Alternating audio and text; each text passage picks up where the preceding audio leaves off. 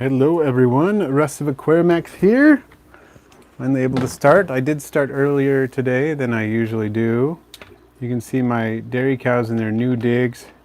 I put them in one of the, can't remember the quartz on this, but it's a nice big enclosure, as you can see. And they seem to be doing well in it.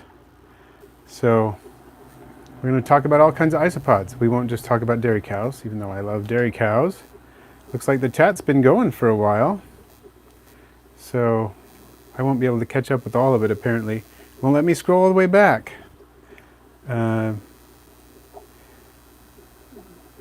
see, I'm going to try to catch up here with the people who are addressing me, because there were people who were chatting before. Cheyenne Geckos, hello. Doing okay. And Just Call Me Orange got first isopods a few months ago from the kindergarten. That's cool. Eventually start a magic potion culture with my gem mix culture. No worries, I'm a nerd on the names part. Oh, so you're just going to isolate some of the magic potions out of the gem mix. That's cool. Nicolas Galindo, hello. C.E. Drawing, Moombas. Cool. Gemma. Cool. Wonder Pet Chronicles. So Moombas, I was the one who got you addicted to isopods and millipedes, huh? That's cool.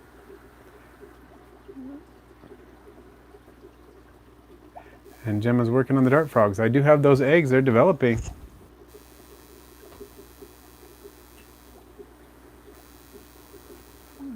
Yeah.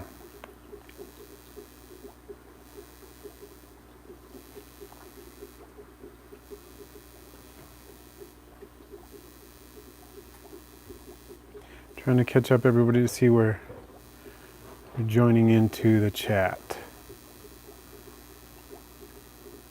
Andrew Ewald, hello. Cognac Yang has a lot of duckies, huh? That's cool. Well, I haven't posted an update on the tadpoles quite yet, but they look like tadpoles now, and I do have a picture or two of them, so I'll put some of those up. And CJ Saul, Reed Hagen, hello. Giant orange wood lice. We can do some giant orange wood lice. I think you can see the dairy cows are doing well, so let me put the dairy cows away and we'll pull out some giant orange. I should have used the longer extension on my mic, but I didn't, so I'm going to put the lid on this one. Hopefully I can reach it.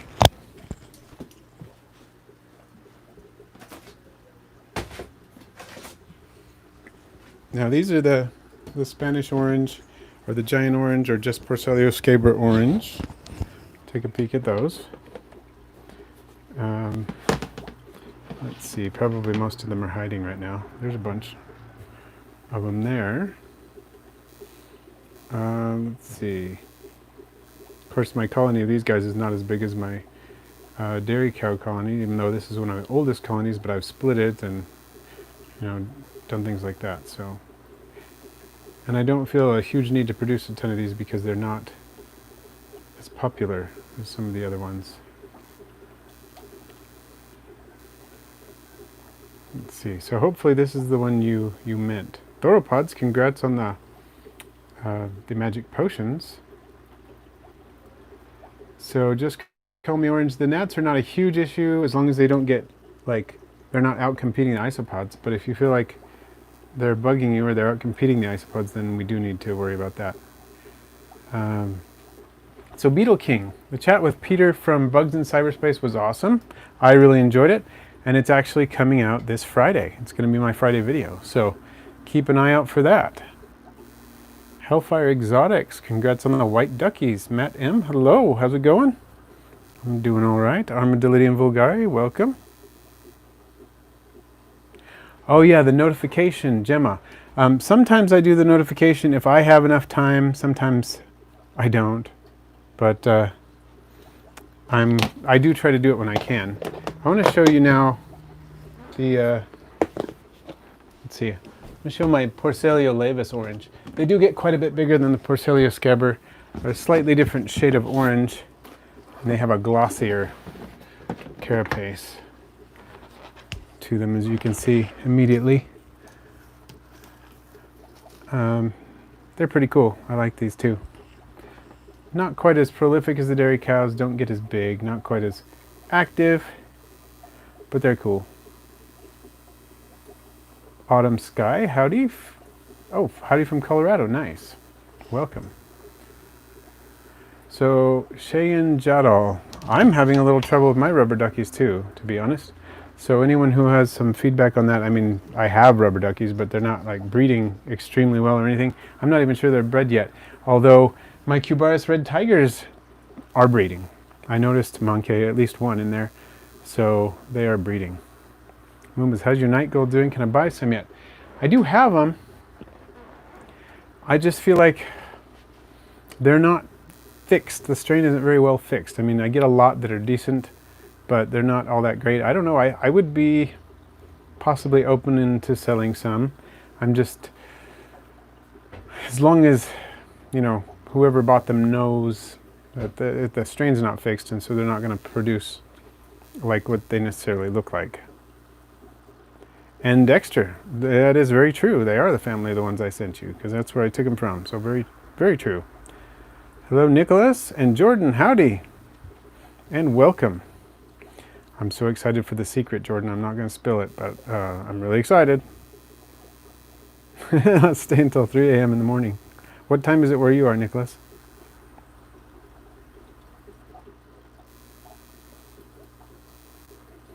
Okay, and Beetle King, you like the notification too. So I will try to do the notification more often. It did get a lot more people in the chat faster, so I'll see if I can do it. General Isopod. Oh, your YouTube channel's named after isopods, indeed. And glad yours are breeding, Nicholas. So Kermit the Hermit Crab, any advice for a new mantis keeper? What kind of mantis do you have? I've only kept a couple of species myself.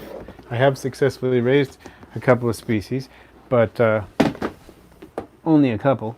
So maybe I can help you out though. If you tell me what species you have and it's something I can comment on, I'd be happy to. Let's take a look at these guys. These are my milkbacks. Kind of on a Lavis kick right now, I guess. I just pulled out the 2 different Lavis species, and look at this. Look at this. They're breeding like crazy. I love these. They're more like the dairy cows than any of the other Lavis morphs that I know of. In appearance, yes, although they're unique, but also in their fecundity. Cole Helderman, my leaves keep molding in my isopod terrarium as a way to get rid of it. I'm thinking of adding some springtails. I definitely would add springtails. That's the way to go. As you can see, I've got lots of springtails in here, and they help keep the mold down. Can we do a Cubaris swap? I wish we could. I can't ship Cubaris out of the state. It's not in my permit. I can, there are a lot of isopods I can ship out of state, but that's not one of them. So when I got my red tigers, I got them from in-state. But if I get that on my permit, then yes, I will do that. I would be happy to do that. So Mark C. Lemon, wonder if anyone puts their isopods through diapause or hibernation. I haven't done that. I wonder if anybody does. That's interesting. And Moombas, you've got the opposite. That's cool. And Clockwork Willow. A wild-caught armadillo vulgare have started producing monkeys, so move them to a larger enclosure. Excellent. Oh, so it's quite late for CJ Saul. And it's a couple hours off for Nicholas from my time. Andrew Ewald, how slowly do giant canyons breed? I've had my colony for almost 2 weeks. Temps range from mid-70s to mid-80s. When they're adult, they tend to go fairly quickly. I mean, mine arrived with Mankai in the enclosure, in the shipping container, I mean. So, and they were like a third of the adult size. So it should be soon, but if it's 2 weeks, I'd give them another couple months before I'd start worrying. Oh, Kermit the Hermit Crab, you have a tiny giant Asian. I've raised a couple of giant Asians. One didn't quite make it to maturity, and the other one did. And I would say just make sure that they get, you know, proper humidity. You want to make sure they have enough humidity, not enough so that it's like dripping in there, but enough so that when they molt, it's going to work. And don't leave any food in there when they're getting close to molting. So those are some some things that can help, I hope. Let's see. And Supreme Gecko's in the house. Welcome, Wally. And let's see. Can you use live backyard moss instead of sphagnum moss? You can, but you run the risk of introducing nasties you don't want. Sphagnum moss is pretty safe because it's dry when you get it. It's not likely to harbor, a lot of the pests that could be issues otherwise. I just love these guys though. They do hide pretty fast once. I'm guessing that they're going to be more day active and more visible once the population gets larger, but it's cool.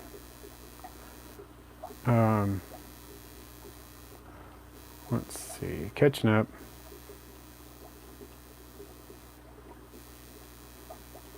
Okay, Colin, yeah, those are springtails on the wood. So I probably did answer your question already. Okay. Yeah, I love these milkbacks, they're cool. Well, just call me orange, I can't blame you then. So the dairy cows, the Berglin, the dairy cows breed like crazy, super fast. Rubber duckies for me have not really taken off yet, so can't really comment on how they breed. But I'm hoping they will soon, since the other ones did. The Cubaris red tigers are now starting to breed.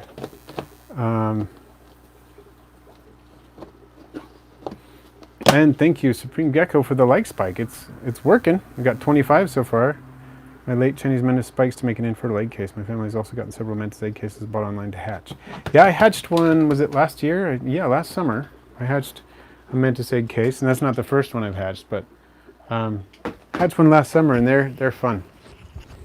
It's fun to watch them hatch. It's fun to watch the babies. The whole business is just really fun. I posted a video of my Armadillidium klugi online the other day on Instagram, and people loved that. I cannot remember. I think it's this piece of wood that they favor over by the moist hide. Yeah. So let's do this and see what happens. And boom. Not bad. I've seen more of them at once, but that's not bad for the Armadillidium klugi. Pretty decent showing there. Okay, a bird has joined me.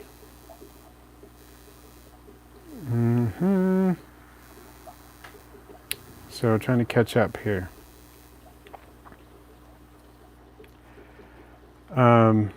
This is what I'm going to do, Jillian. I'm planning on brumating the garter snakes probably in my bioactive enclosure this winter. If not this winter, the winter after. They are kind of young. But I am planning on taking the snakes out and brumating them in another enclosure and just feeding my isopods and springtail supplemental food and making sure they have plenty of leaf litter, of course. But that's my plan because I think it will be easier than trying to keep the temperature of their 40-gallon breeder cool enough and have the plants still grow and everything. So, and the darkness, all those things. So I'm just going to put them in a bin and do that instead. So that's my plan. And Daniel the Big D, welcome. And yeah, we can check out the Titans. I put them on a new substrate recently, and I'm kind of surprised that these guys are just kind of hanging out. They're not running away. They usually just run away. Can you see their colors fairly well? I'm hoping that you can. Let's see. Oh, Nicholas, congratulations on the mating turtles. That's awesome. So Gemma, I'll try to do the red tigers. There's just a few in there, and the container's not terribly conducive to viewing yet because they're just in a 32-ounce deli cup. Because I got started out with like 5 of them. But we'll see what we can come up with. Super hard to see, honestly, but on camera anyway. But we'll try it. I'm going to take out the Titans right now. That's what I'm doing. Sorry you get this bright, shiny white background. Hopefully that's not too annoying whenever I move stuff. Let's see. Where are we? Just catching up.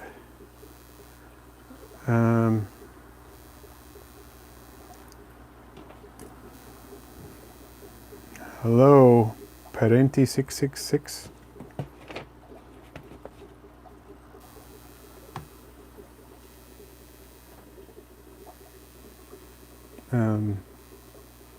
So Wonder Pet Chronicles. One thing that I have discovered about breeding, I know Wally at Supreme Geckos mentioned this, and I heard it from someone at an expo, is don't ever mist them, just drip water near their moss, not even necessarily directly on the moss, but in the container along the side of the moss.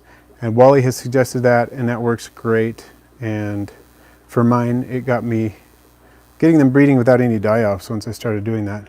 Okay, let's see which piece of bark they're under. Oh, there's a fair few on this bark, although I'm having a hard time getting it in the camera angle. Got that concave bark like you recommend, Wally. It seems to be working well, but I don't think most of them are under this one. There's a few under there. I'm guessing most of them are here. Oh, there's a lot more here.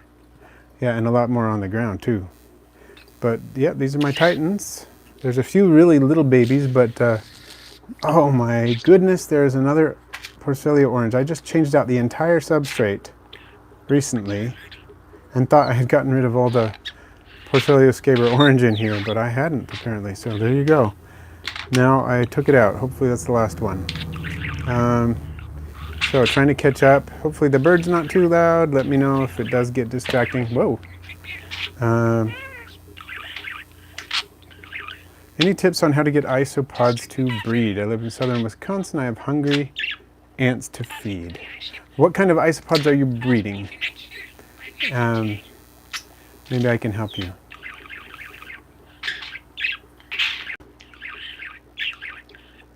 So let's see. Clowns are pretty. And oh, thank you, Elaine. You want to put 2 different dwarf isopods in a 20-gallon aquarium. My guess is that unless you have different niches that they can occupy, that one species will eventually outcompete the other. If there's one that's a real burrower and one that's a real surface dweller, something like that, that will sometimes prevent that from happening, but otherwise you're going to get one to outcompete the other. And let's see.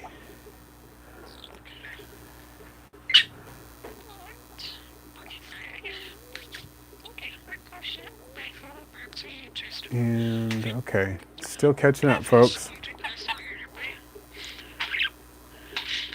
And thanks for joining, Orange. If you have to leave soon, I understand, but it was nice to have you here. How do you breed ivory millipedes? Basically the same way you'd breed isopods. You just keep males and females together with a nice, deep, healthy, nutritious substrate. Give them supplemental food. Let them do their own thing. And then don't, whenever you empty out part of the substrate, put it in a separate bin, keep it there for several months to make sure that if there are any eggs in there, they hatch before you dispose of it. And so just call me Orange.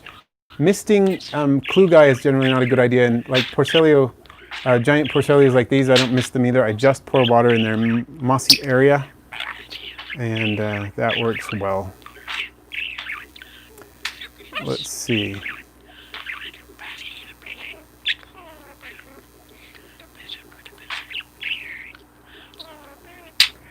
You want to see the talking budgie? Okay. You know, the funny thing is, when he's talking, he often says, "Excuse me," but whenever I try to record him saying it, he's really clear when he says it, but whenever I try to record him saying it, he doesn't say it. I'm going to see if I can get him in camera here. There he is. And oh, the light's right behind us. Sorry. But there he is. And now he's camera shy because he can see himself on camera. He's not a fan of the camera most of the time. Okay, catching up, sorry, with the chat. And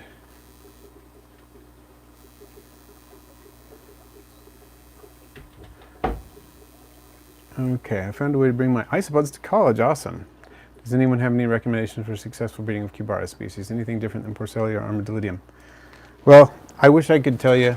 From what I've heard, they like it reasonably warm without getting too cold, but like 75 or so. They like fish-based food, and they like limestone, and I'm trying to provide all of those things. But we'll see. I'm going to try, Gemma, you asked for the Cubaris red tiger. I don't know if this is going to work, but I'm going to try it. I'm going to try. So I started out with, I think, 5 Cubaris red tiger. Let's see. Let's see what we can find, okay?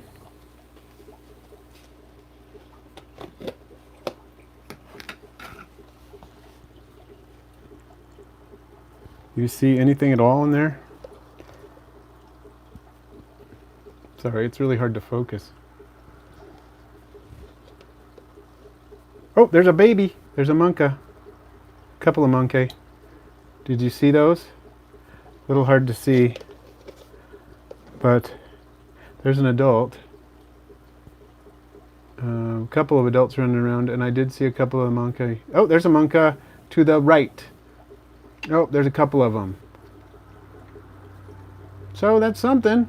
It's not the best view I've ever provided on my channel, but hey, you can see a couple of them.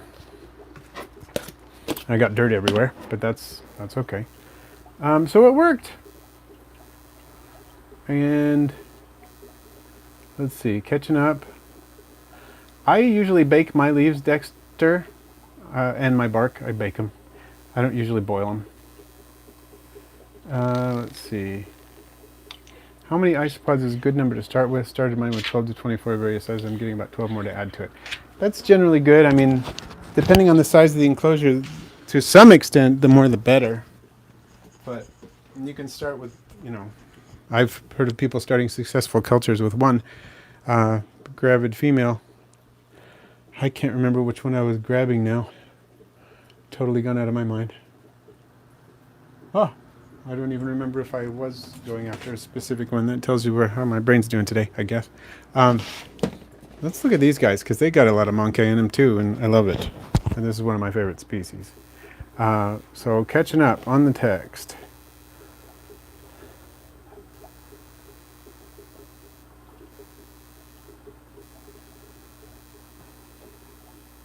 Oh, it looked like the movie Braveheart. Yeah, an artifact of the shelving and the lighting that I'm using, which is kind of hilarious.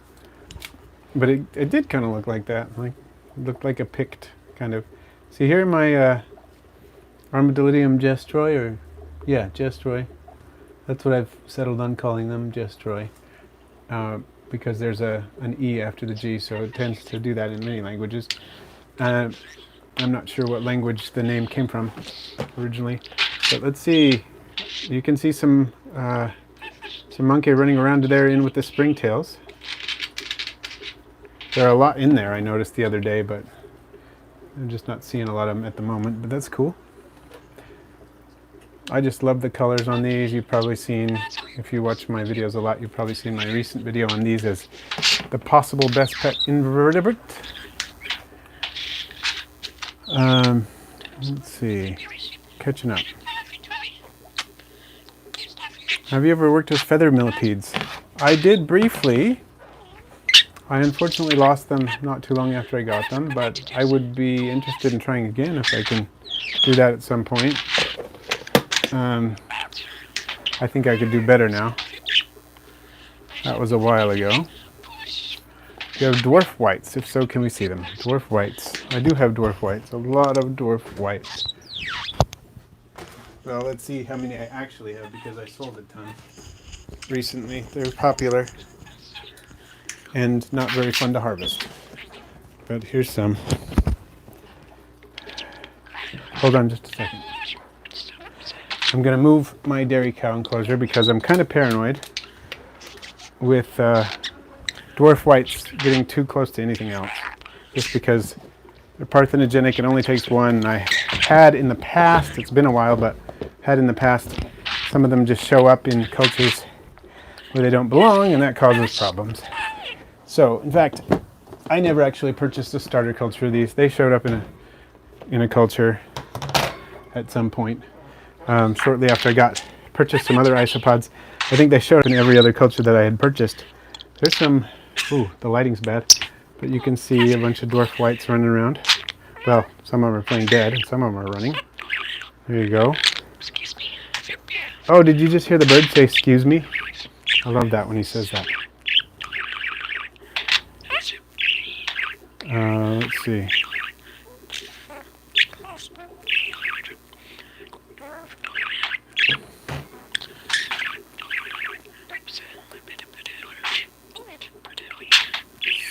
Oh, okay.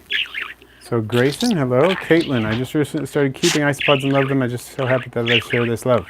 Well, thank you. I'm really excited about sharing isopods, as you can tell. I'm going to pull some others after I catch up on the chat. I'm not too excited about leaving you with this white background. I'll be right back.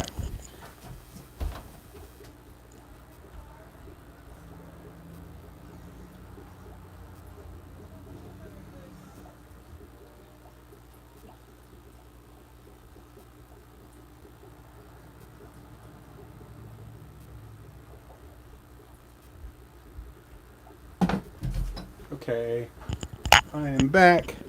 I'm just going to grab some orange Dalmatians. Why not? I actually got some ready before the show so you can hear it. And they're in here. I got some orange Dalmatians so we could check them out. The lighting doesn't work too well from this angle. Let's see. Which species of isopod? Bye, love you, see you soon. Okay. Here, is this any better? Let's try this. Oh, there you go. You can see some of the orange Dalmatians. Right, catching up with the chat now.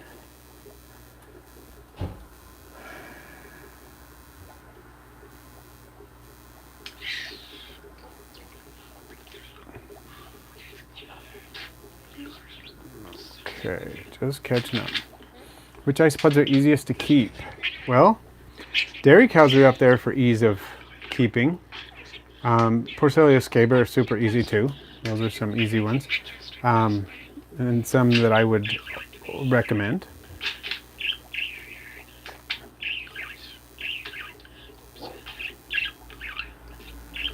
While starting my native isopods, I collected some Porcellio scaber. When I put them in my bin, they all played dead for a few hours, so I got some Bulgaria instead. They will sometimes play dead, that's true. Well, tailless whip scorpions are up there for sure. What species of isopods would you say would have the most demand? I'm thinking of selling isopods. I would say the Cubaris species and the giant Spanish Porcellio, and then some of the Armadillidium, probably in that order. And I would say getting into it for the money might not be financially viable in most cases, but but if you're interested in the isopods and you love them, then it's probably worth doing, and then just selling off whichever extras you have. Which of these isopods are native to the USA? Very few. I don't think I've shown any that are actually native to the USA. There are plenty that live here in the wild, but I don't think any of the ones I've shown so far are native to the USA.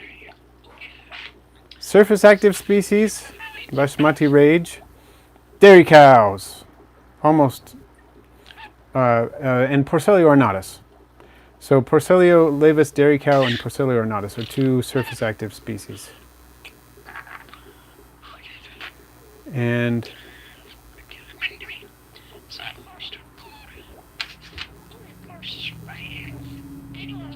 so some pointers. Well, the main thing is make sure they have a humidity gradient. You can see I've got moss on one side, and this is something that I picked up when Wally Supreme Gecko suggested this. Sphagnum moss on one side, keep that moist. Keep the rest of the culture drier, depending on the species, but drier in all species.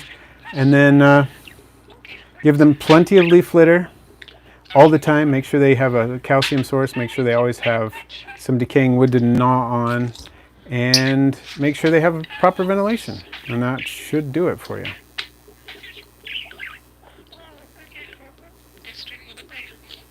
Oh, Armadillidium maculatum are one of the more surface active Armadillidium species, so that's a good one to go with too. And did I almost say moist area? I wasn't even conscious of that, but I believe you. What did I say? Okay, so I'm going to dump these scabers back out into their enclosure. Well, dump, you know what I mean. And I want to look at an underrated species right now. Got a couple of ideas here what I want to do. We're going to look at these two. Okay. This one is... Oh no, just a second, folks. I'm going to see if I can get the battery rolling. I've got 5% battery on my iPad here. I don't want to lose that live stream.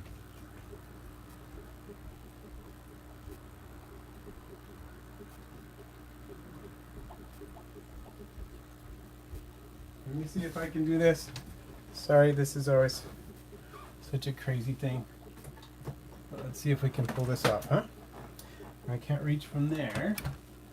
I take this off, put this up here, and of course I just turned it off. Let's see. Sorry everyone. Just gonna see if I can catch this before it dies. If it dies, I apologize. And if it doesn't die, that's great. Okay, let's see what we can do here. Woo! Sorry. Just lost everything. Wow. I'm having a lot of fun with this. Just everything falling. That was just beautiful, wasn't it? I hope you enjoyed that. Well, we got 41 viewers and 41 likes. Just 1 second while I recover from the absolute fiasco that was. At least I attempt to do so. What are we looking at here? Who can name this species?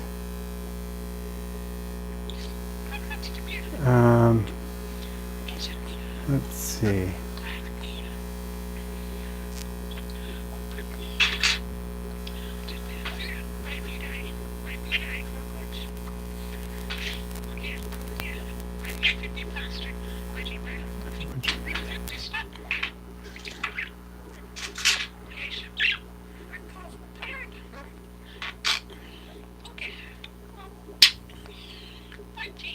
Oh, Mumbus is right. It's curly isopods. Silisticus convexus, also known as the teardrop isopod, but that name has sort of fallen out of favor as curly isopod has grown. One thing I've noticed about these guys is they tend to eat the cork bark faster. Most other species either don't eat it or eat it so slowly that you barely notice it. These guys eat it faster. So that's kind of cool. I like that.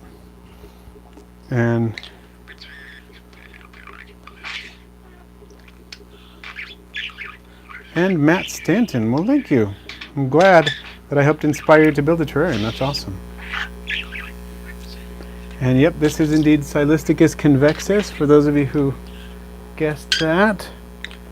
And where'd the lid go? I'll find it. Things are nuts when you drop your iPad, you know what I mean? It gets crazy. I'm going to actually try to flip my iPad. I think that might help me record better. See if that helps. Yeah. That seems to be kind of working. No, it doesn't actually work. Okay. Wow. Okay. Sorry you guys are having to deal with all this. And the Silisticus convexus are actually from my backyard. Collected the originals in my backyard. Somebody was asking about that. Oh, so Florida fast eat it too. I haven't kept them long enough maybe to notice. Look, this is my dairy cow and orange experiment to see if we can get them to hybridize. Huh. For a second I thought I saw a baby that had orange on its head. That was weird looking. That would be too cool for words. So... Alright. Did anybody else see that? A baby that appeared to have an orange head? That would have had to have been a mutation, though, because they don't seem to be crossbreeding at all. Huh, that was interesting. Oh yes, chickens love them. They absolutely adore isopods, it's true. If I ever had too many isopods, I could do that, I guess, but I don't generally have that issue. There's one that looks kind of orange, but I think that's just because I fed them. See, right in the middle of the screen, there's one that looks kind of like it has orange on it. That may be just because I fed them sweet potato recently. Not sure. That one, too. There's the one in the center of the screen there. Has some orange tinge to it, but I'm guessing it's just because of the sweet potato. I love it. Wally. Yes, that's awesome. Well,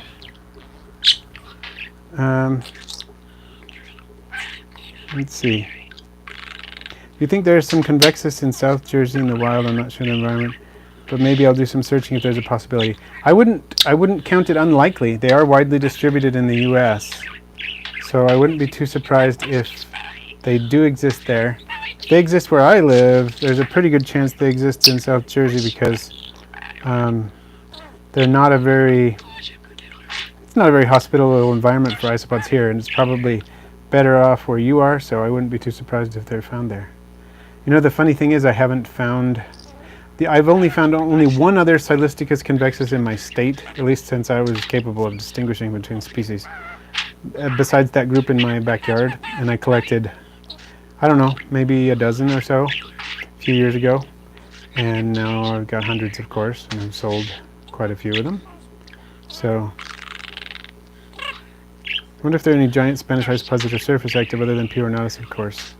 P. ornatus is the one that I know of that's the most surface active, but that doesn't mean there aren't others. But the nice thing is it's got several morphs, because you've got the high yellow and the chocolate high yellow and the yellow dot and the white skirt and so on, and they're all surface active. I really want to get some of the P. ornatus high yellow. It's on my list. Oh, Jordan, congratulations on the monkey in the zebra bin. That is awesome. So Angela, you have a diamond python that brumates in your backyard. Awesome. And Permian Exotics, welcome. I can't blame you for wanting to get a snake. I love my snakes, all 4 of them. And I hope someday it's more than 4.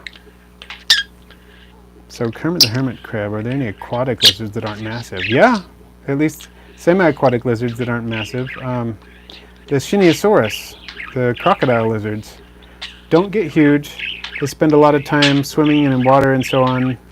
They're really, really fascinating. They look a lot like a crocodile with a blunt nose. And they are bred in captivity. They're really expensive, but they're super cool. Any tips for changing substrate without losing a lot of monkey? That is hard to do.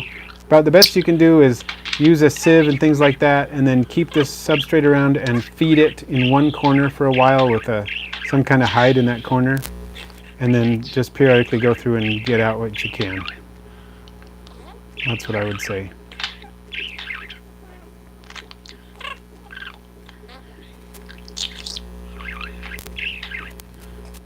It's really tough though. I just relocated my my dairy cows, and I've still got a bin with tons of babies in it that I'm doing that thing where I'm feeding one corner to try to get the rest of them out, because there are hundreds of babies in there. Hundreds. I mean, I'm not joking at all. Literally hundreds, and they're really hard to get them all out. And because of the...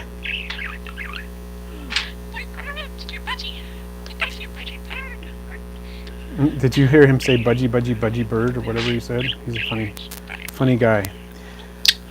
So what was my first isopod species? My first isopod species I ever kept was about 30-something odd years ago. I kept, I think it was Acellus aquaticus, a completely aquatic isopod that I kept in an aquarium. And it did really well. It bred and everything. So that's the first isopod I ever kept or bred. Surprisingly enough, it was not a terrestrial isopod, and that was a long time ago. And then I didn't really keep isopods for a long time until, and I caught those in a ditch near my house. And then I didn't keep any isopods for a long time. Funnily enough, the next isopods I kept were marine isopods, and we're going back maybe, what is it now? Would it be 15 years? When I lived in Hawaii, I had some aquariums with live rock that had marine isopods in them, and I kept those for a couple years in Hawaii, and then a couple years after that here on the mainland with marine isopods. And then fast forward a few more years, and I started keeping terrestrial isopods, and at which point I got the Spanish orange the dwarf purples and the dwarf whites and the dwarf striped all at the same time. So yes, Kermit, those were saltwater isopods. And how do I keep them warm during those cold winters? Well, in the house it only gets down into the 60s, maybe 62 on a really cold day. And so they're fine. None of my isopods have any problem with that occasionally, and it's usually a little warmer than that. In the winter it might be 65 at night, maybe up to 70, 72 in the daytime. And they're fine. So the marine isopods are just detritivores, basically just like the land ones. They'll eat algae, they'll eat fish food and whatnot. So they're pretty easy to keep. They're small marine isopods. The ones I'm talking about are really small. But yeah, they're super easy to keep. And I do keep zebra isopods. I have hundreds and hundreds of them.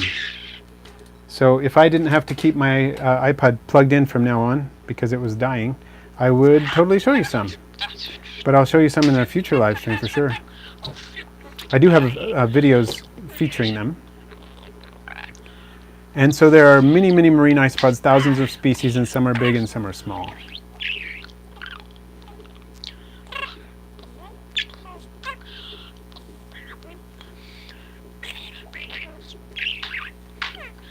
So yeah, Austin Payne, I'd like to check out your Porcelia Hoffman zygote. That'd be cool.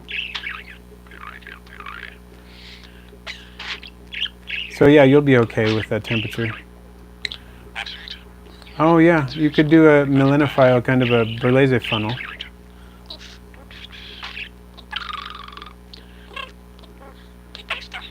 Oh yeah, the dairy cows love anything shrimp-like.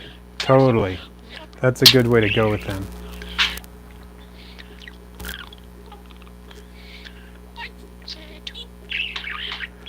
I don't know if altitude has any bearing on isopod health or longevity or hardiness or anything like that. That's a good question. Not that I know of, but that's, I haven't studied that scientifically, so I'm not sure.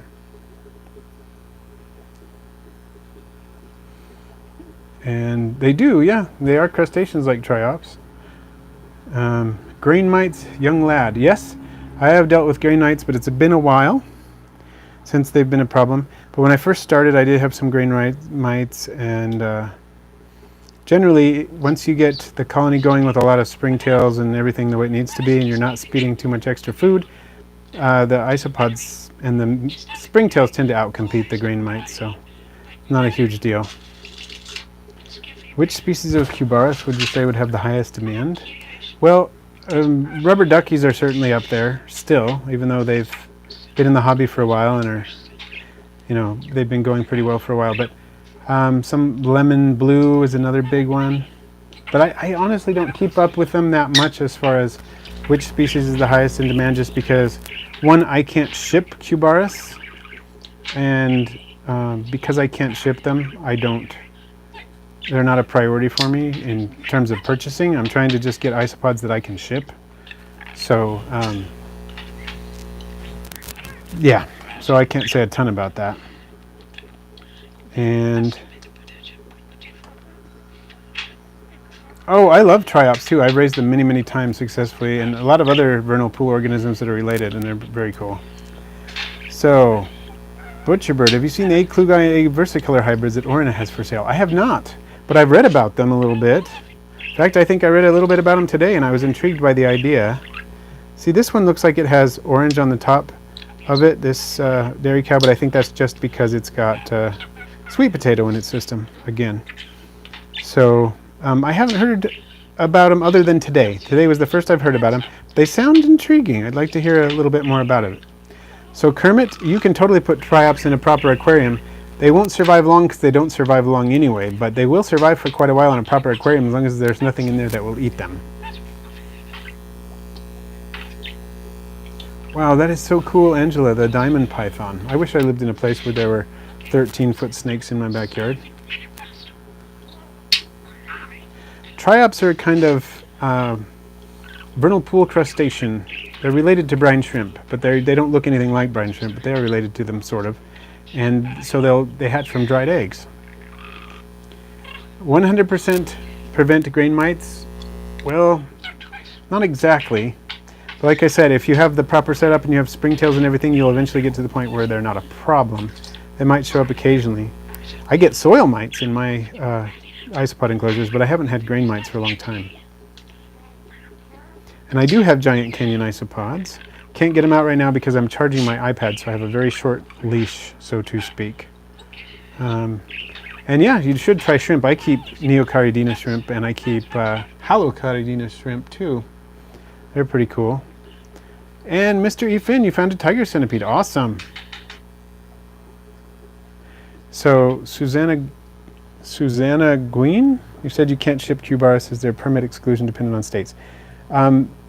Yes, it's kind of a complicated question to answer, so I'm going to try not to be misleading. I think yes is the best answer. I have a permit for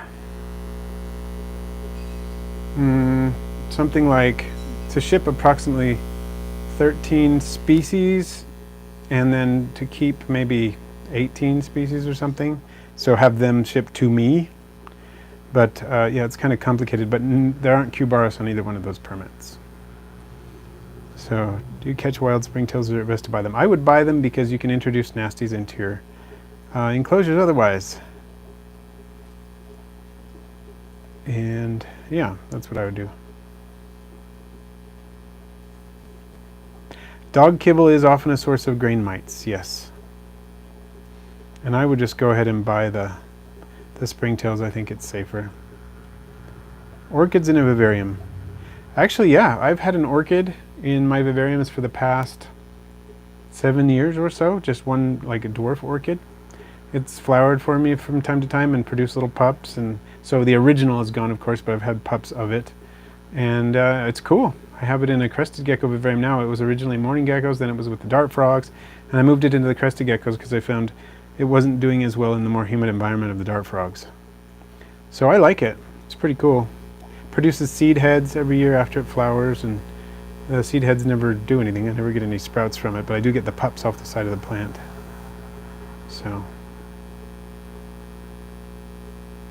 really, Angela, that's interesting. I have heard that in Australia springtails are not as popular, which is an interesting thing. But hopefully they will catch up eventually. I'm sure you've got either native or naturalized springtails that you could start culturing and work on them outside of your vivarium until you're sure you got a reasonably sure you have a pure culture, and then just go with that. That would be my suggestion. You can breed springtails on cocoa fiber. I think the best way to do it myself is either to just put them in with your isopods or to do it on charcoal. Charcoal is a pain to work with, but it works really well. And putting them in with your normal isopods is easy and not a pain to work with so much. But you can't separate them in its purest state, I guess. And I have to do it from a very pure state, so that's why I do it on charcoal.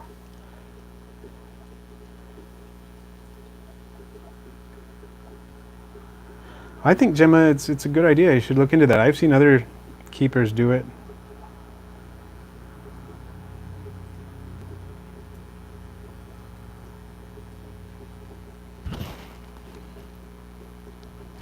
And I think with springtails, it's sort of like this. There's more than one way to breed springtails successfully. There's probably almost as many ways as there are people who do it.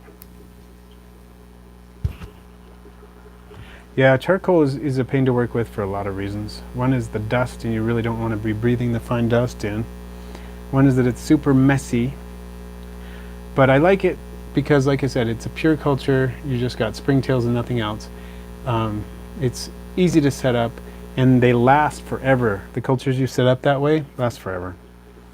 You can just keep pulling out springtails from those cultures and just not having to replace the medium for a long time. And hello, Crystal. Nice to see you here. How do you catch wild springtails? Basically, you find a place with moist leaf litter, and then you shake the moist leaf litter over like a large deli cup with some damp paper towel on the bottom or something like that, and see what you get. And you'll almost certainly get some springtails, and you don't need a lot to start out. I've even had springtails colonize containers I didn't put them in, even species I didn't know were there. When I was breeding a lot of grindle worms back in the day, I had a colony that had 2 different species of springtails in it, and I have no idea how they got there, but they did. And hello, Kingdom of Animals. Oh, so Angela, there are desert-adapted springtails. They manage to get in the microclimates. Like if there's a little moisture under a rock or something like that, that might make it work. That could help.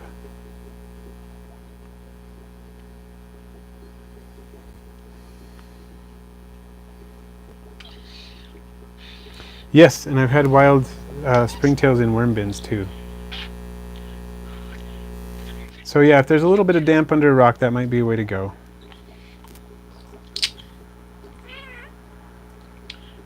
And I am glad too, Bashnati Rage, that you joined in. Yeah, as Permian Exotic says, run springtails and arid vivs all the time. I have them in my leopard gecko vivarium, and they're doing fine. Oh, that's a good point too, Parenti 666 in flower pots. And Moombas, I totally would do the orange vigors, but I'm plugged in, so I'm charging, and I've also got a microphone plugged in here, so I can't really reach it right now, unfortunately. Oh, cool, stag beetle. You've got a colony of Podura aquatica. That's nice. I would love to get back into the aquatic isopods again, relating to that. And Mr. Efin, where did you find it? If you found it in California, it's polymorph, almost certainly. And Jillian, thank you. I appreciate that. That was a nice thing to say about me, so I appreciate that. Oh, Kermit, this is my goal. We have a native stag beetle here in my state, the cottonwood stag beetle. I think the scientific name is Pseudolucanus mazame, something like that. And I am going to try to collect some next month, because next month is the month during which the adults are active. And it's fine for me to collect them locally and keep them and breed them, so I'm going to do that, if I can. And so, are woodlice popular in the States?